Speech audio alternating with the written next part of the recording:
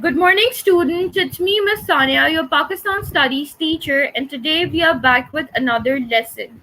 As you all know that we have done one of the part of Second World War in the previous lecture, in which I have told you about the timeline that how did the war started, how many countries were included, and what role was played in the World War II by the subcontinent.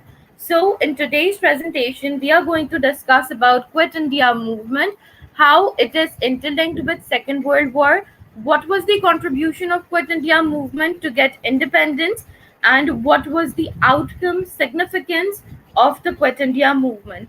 So before moving forward, hurry up, grab your notebook along with pencil and pen and start noting the important pointers. Because if you will write down the important pointers, it is going to help in your final examination during the revision. Now, you can see on the screen it is written Quit India movement last great struggle of the Congress to oust the imperialists.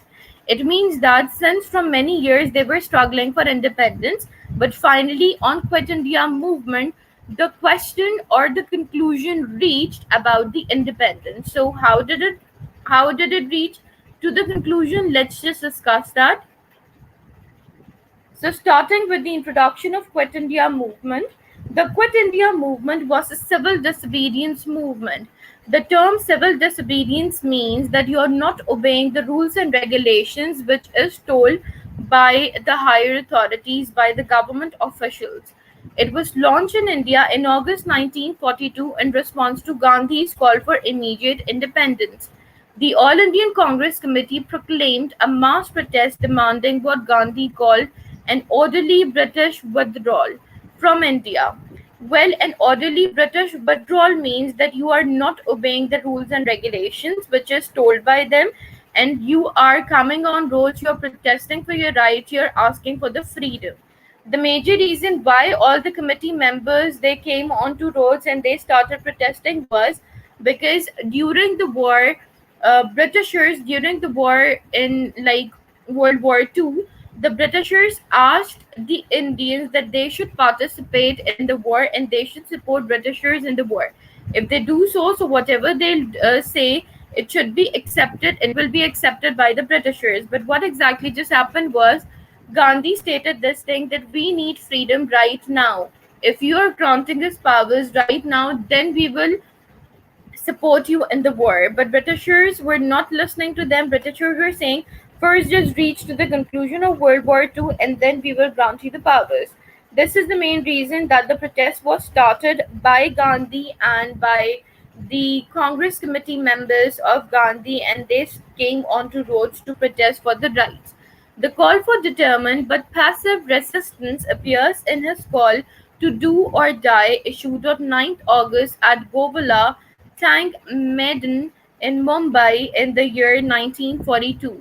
So you can see this that Gandhi's slogan when all of them were protesting when they came out on the roads, Gandhi's slogan at that time was do or die. It means that you don't have any situation to go back. First, you have just entered into this.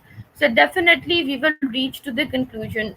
For example, if somebody is dying in this as well, but still we will protest and we will reach to the conclusion.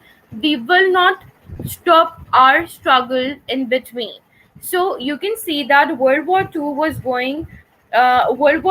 already going on at one end, and at the second end, in the subcontinent, it was a war for the freedom which was going on, and in which all of the members protested and they were asking for the freedom. Now, coming towards the causes which led to the Quit India movement, the major reason was the clauses of Trips mission, reasons for the failure of Trips mission, Japanese threat, launch of Quit India movement, and then impact of Quit India movement.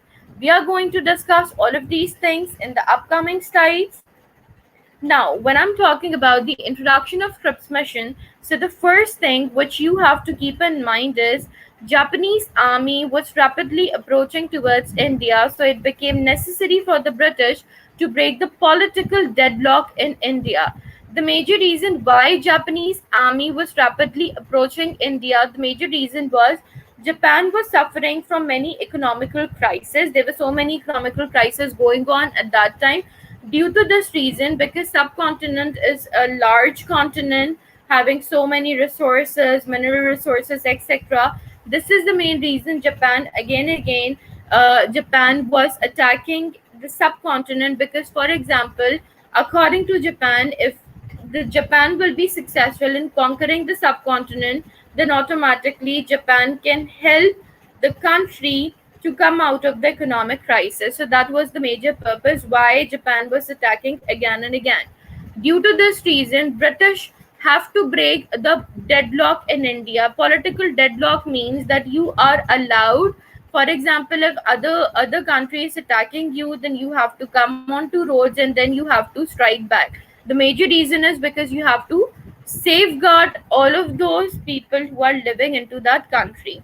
And this was done after the US Pearl Harbor in December, when Japan attacked the US Pearl Harbor in December 1941. That was the primitive strike. Preemptive strike. After that, Japan was continuously attacking India. Then on March 11, 1942, the British PM Churchill announced that Sir Stafford Cripps would go to India and consult all the parties. The major reason why would he go? Because he needed the Muslim Hindu unity.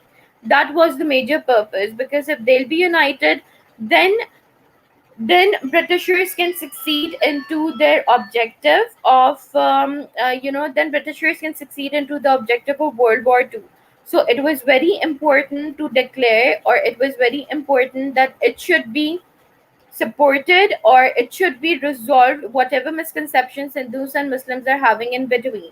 Now, the third point is this plan was not accepted by the Indians and it turned into a failure. The major reason why didn't they accepted the plan was because they needed an individual freedom, because they wanted to dominate into the subcontinent. This is the main reason Indians didn't accepted this thing. Now coming to the Japanese threat. In 1942, Japanese army had attacked Burma, was marching towards Assam. Mahatma Gandhi said that the presence of British in India is an invitation to Japan to invade India. Their presence was working like a bait and their withdrawal would remove the bait. Well, the major reason why Mahatma Gandhi was concerned about this thing, because obviously he rejected the proposal of Cripps mission, he even rejected the proposal of World War II. So Mahatma Gandhi was having this thing in mind that, for example, if we will allow Japan to enter, or if we will not send Britishers outside the subcontinent, if we will not protest, then automatically Britishers and Japan will fight against us and we will be thrown out of India. Not thrown out, but obviously they will dominate us, and this is how the system will work if it happens that way. So all the Indian leaders were convinced that immediately it is time for Indians complete independence from British. So Mahatma Gandhi decided to launch a movement asking British to quit India. This is the main reason that the movement was launched and it was decided, and then they stood up on roads asking the Britishers to leave and quit India. Now let's talk about the spread and response to quit India movement. When it was asked by the Britishers to leave India, then what was the reaction of Britishers towards it? All Indian Congress Committee met at Bombay on August 8, 1942 and passed the Quit India resolution, which stated British rule in India must end immediately. It was an immediate action, and this is the main reason why this resolution is known as Quit India Movement. Before the movement was launched, British arrested Mahatma Gandhi and other Indian leaders. Congress was banned and was declared as illegal. Remember one thing, at that time, Britishers were ruling the subcontinent. This is the main reason that they banned it, because if they were not banning it, or for example, if they were not taking any decision in case of this, then definitely it will be a barbaric situation and can prove to be that. So this is the main reason Congress was banned and it was declared illegal, that whatever Congress will say, nobody will listen to them. That's This is the main reason it was declared as illegal, because it was standing against the Britishers who were ruling the subcontinent at that time. Government was successful to crush the movement. Many other leaders started an underground movement till 1944, and there were so many leaders who were involved to start the underground movement. There was no communal movement. Indian National Congress was banned. So this thing was happened in response to the Quit India movement. So Quit India movement proved to be a failure. This movement was rejected by Muslim League. The major reason why it was rejected by Muslim League, because according to Muslim League, it was the game of the Congress. For example, if they were having the rights, if the rights were given by the Britishers to Indians, then automatically they would rule Muslim League in the future. This is the main reason it was not accepted by Qaeda Azam Muhammad Ali Jinnah. It was a monopoly by the Indians to rule India, which I've already stated. Divide and quit plan was suggested by Jinnah that, for example, if Mahatma Gandhi is accepting this plan between both of the communities, for example, between the Indian National Congress and All Indian Muslim League, then Jinnah will support in this movement, but it was rejected by Gandhi. That is why it was a failure as well. The significance, like we can, in other words, you can say that the importance of Quit India movement is that the movement made British realize that India could not be governed without the support of the Indians. It placed the demand for complete independence on the immediate agenda of freedom movement. Common people survived brutal repressions for independence, and it also enhanced the morale of public and British. So you can see that you cannot conquer the subcontinent without the support of the Indians, and it was understood pretty much by the Britishers. Due to this reason, they just back off from this thing, and they just placed the demand for independence. The demand for independence was accepted, but not at the moment it was accepted. You can say that there were millions of people who have been died protesting and coming out on roads, and then finally they have got independence. So the result of the public morale proved to be something very important in this regard, because after so many struggles, finally they have got whatever they wanted. So the impact of Quit India movement was, it demonstrated the depth of the feeling of nationalism, struggle, and sacrifice had reached in the country. It made it clear to the British that now they can't rule the India against the wishes of the people, which I've already explained you in the previous slides as well. People from all sections and communities united together. It was mass revolt for before getting independence, which I've already told you that how many people have died. It strengthened Congress party because of its heroic role in the movement. Question of constitutional reforms remain aside till the War of 1945, end of the World War II. Constitutional reforms remained aside. It means that what constitution will be followed after World War II. So it was kept at one side, that finally we will reach to that conclusion after the World War II. There was no political activity till 1945, as most of the big leaders were inside the prison. Subhash Chandra Bose continued the freedom struggle outside the country, and then at the end, finally, they have got the freedom.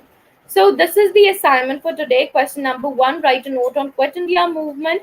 Remember one thing, when I'm speaking about that you have to write a note on Quit India movement, it means that you have to tell each and everything in detail, either its impact, either its consequences, either its significance, each and everything. You have to just write down the headings, and then you have to write down the answers, because Quit India movement is important for your board examination, and there were multiple questions and MCQs which were included in the past papers. And then question number two, do you think Quit India movement plays an important role in the creation of Pakistan? So you have to justify your answer by giving a reasoning that if you're supporting, then why you're supporting this statement. Okay, and you have to post your work under my instructions on KP. Still, if you people are having any questions, so definitely you can ask me in the comment section on KP. I will respond you over there. Inshallah, we return back with another presentation for all of you. Thank you so much for listening. I hope this presentation turned out to be something really interesting for all of you. Till then, take care, barakallah, and